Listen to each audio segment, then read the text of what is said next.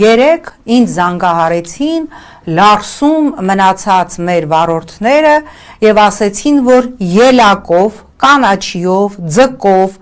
թթով բեռնված բեռնատարները հետ են ուղարկել եւ ռուսական կողմը չի ընդունել եւ գիտեք օրինակ ձկով բեռնված բեռնատարը հետ ուղարկելու պատճառը ոնց ինչն ա եղել ասել են ինչ պատճառով բոլոր թղթերը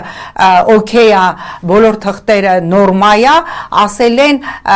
բեռնատարի դռան վրա ժանկ կա կանաչի ուրեմն ելակ թութ ուրեմն փոխադրող բեռնատարները հետ են տվել 5 օր հետո հատուկ պահելուց հետո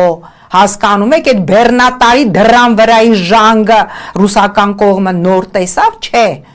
այդ ժանգը որևէ կապ չունի կապ ունի Օվերչուկի հայտարարության հետ, որ արեց երեք, որ մայիսի 29-ին մենք միակողմանի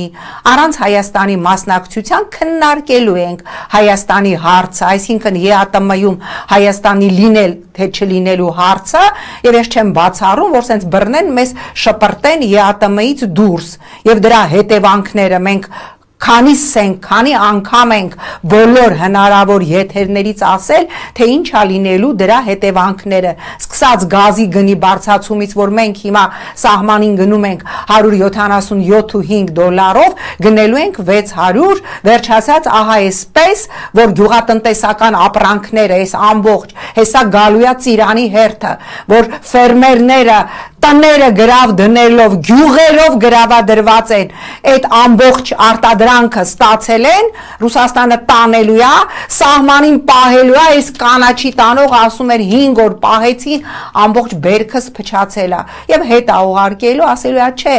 ձեր միրգը արտահանող բեռնատարի անիվի վրայի, չգիտեմ, գույնը իմ դուրը չի գալիս, եւ հասկանում եք ինչ ա լինելու Հայաստանի տնտեսության հետ